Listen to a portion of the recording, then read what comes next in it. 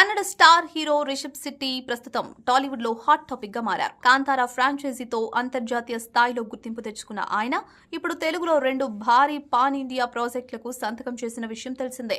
ప్రస్తుతం ఈ 2 సినిమాలకు సంబంధించిన ప్రీ ప్రొడక్షన్ పనులు శరవేగంగా జరుగుతున్నాయి. రిషబ్ శెట్టి ఈ ఏడాది తన పూర్తి సమయాన్ని కేవలం ఈ 2 ప్రాజెక్టులకే కేటాయించాలని నిర్ణయించుకున్నారు.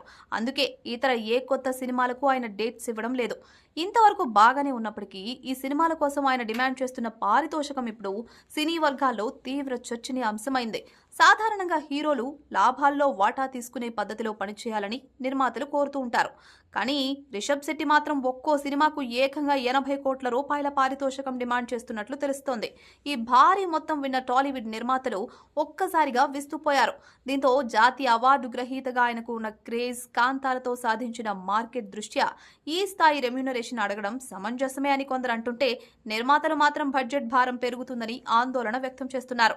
పారితోషికం విషయంలో రిషబ్ తగ్గకపోవడంతో నిర్మాతలు ఆయన అడిగినంత ఇవ్వడానికి మొగ్గు చూపుతారా లేదా లాభాల్లో వాటా పద్ధతికే ఒప్పిస్తారా అనేది ఇప్పుడు ఆసక్తికరంగా మారింది. ఏదేమైనా టాలీవుడ్ టాప్ ప్రొడక్షన్ హౌస్లు రిషబ్ శెట్టి వంటి పవర్ ప్యాక్డ్ పర్ఫార్మర్ తో పనిచేయడానికి సిద్ధమవుతున్న వేళ ఈ ఆర్థిక పరమైన చర్చలు ఎక్కడ ముగుస్తాయో వేచి చూడాలి.